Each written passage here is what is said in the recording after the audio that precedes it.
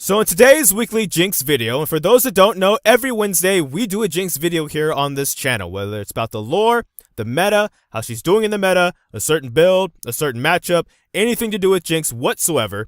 And it's decided by you actually, commenting in the comment section down below about what you want to see me talk about for next week's Jinx video, as well as discussing the current video at hand. It's a community-driven video idea. Pretty much these videos are driven and made and created by you guys, and then I just kind of collect the ideas and then we discuss them week to week. Furthermore, this video kind of acts like a weekly discussion thread over on the subreddit League of Jinx. So if you want to head over there to check out this post over there, this video, and discuss it with other Jinx players from bronze all the way to diamond, feel free to do that as well.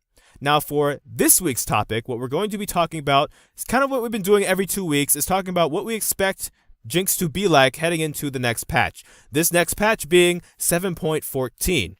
Now, I won't discredit people that are saying because of the Thornmail changes and the assassin changes with lethality, playing in a mobile AD carry might not be one of the most painful things that we're about to keep doing because we play this champion all year long. But unlike meta slaves or something like that, we like playing this specific champion. So we're going to keep finding ways to play Jinx anyway, even if we accept the fact that she might actually be kind of weak. Because depending on the website you use, she is sitting at a 50% win rate or lower. Some websites have her at a 49% win rate. Now, some people are rejoicing. I'm not going to say names, but there's certain people on the boards, for example, where it doesn't matter how weak Jinx is, they feel Jinx is overloaded and one of Riot's golden children, so she's always going to get buffed or something like that. When honestly, she hasn't really been majorly changed for quite some time. They did do the mana cost and the cooldown difference on the flame choppers, for example. They tried to do the crit on the zap, but everybody lost their minds over that, so that one didn't get to go live.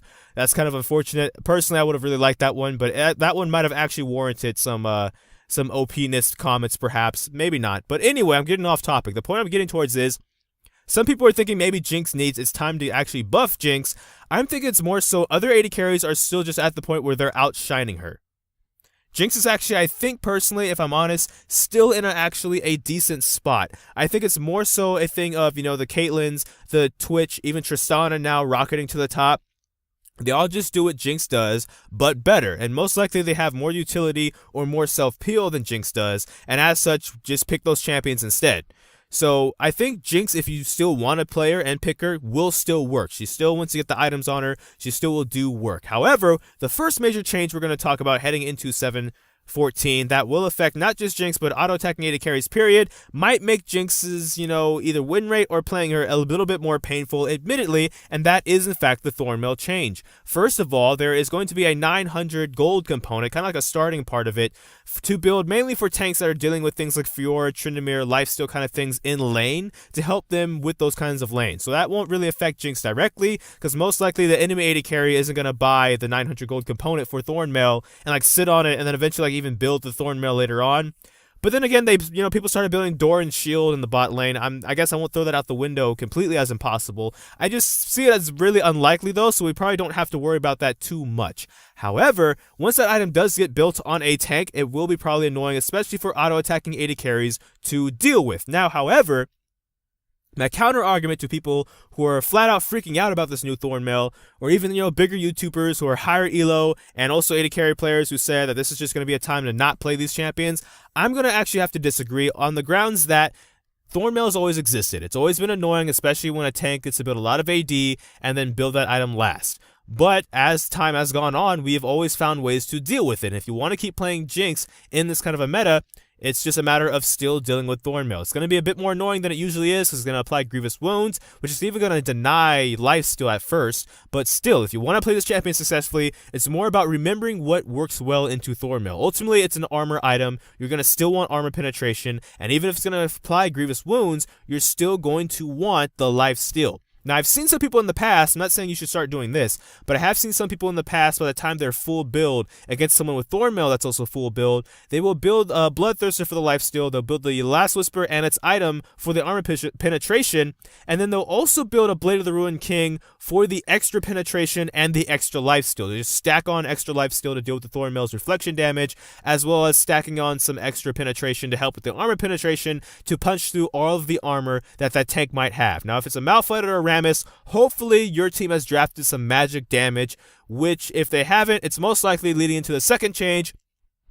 Your mid laner is an assassin. Assassins are coming back most likely. The lethality that they're putting back in these items are essentially the lethality they took out of these items back when they were powerful, back in like say February. And of course, as an immobile AD carry, you're going to be prey for these guys. A Zed or something like that is easily going to probably be able to jump you. But once again, like we mentioned with the Thornmail changes, it's a matter of being able to remember how to play against these types of champions rather than just throwing in the towel and just giving up on Jinx, because we like playing Jinx. We main Jinx, we want trick Jinx. That's why we're here. That's why I make these videos that are driven by you guys for a like and love of playing Jinx. So it's not a matter of giving up playing Jinx and playing something else. Even if it's better, we find ways to make Jinx seem like she's better, right?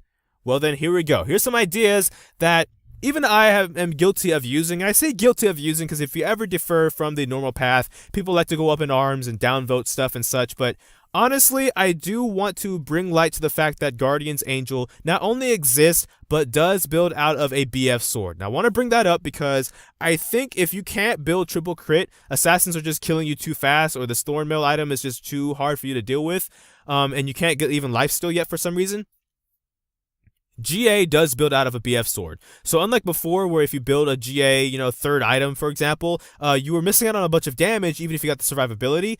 Well, now you will get some damage, right? So now if you go like Hurricanes, Infinity Edge into Guardian's Angel, you're going to be getting some extra AD to go with your crits now from the Guardian's Angel, as well as be able to survive an all-in from something like a Zed if you're playing with a team that doesn't really have a lot of peel to go against these assassins or tanks, especially with something like Singe, with the way he's getting reworked where he gets like 20% movement speed again with allies and enemies. So the chase down is going to be real on that champion now, more so than ever. His W is going to ground people, kind of like Cassiopeia's grounding. I absolutely hate grounding, and I was hoping they never added that to any other champion ever again.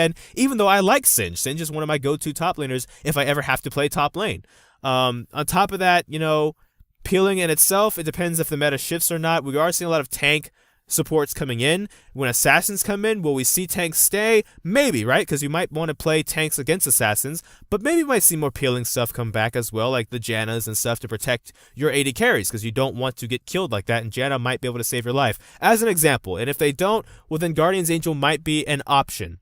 Furthermore, an option as a Zeal item, and again, I'm not saying this because this is what you should do, what you have to do. It's wrong if you don't do this. If anything, it might be what was wrong with me for this game. But for a game, for example, I was playing against Talon and Zed. And for the sake of survivability, I build Rapid Fire Cannon as my Zeal item first.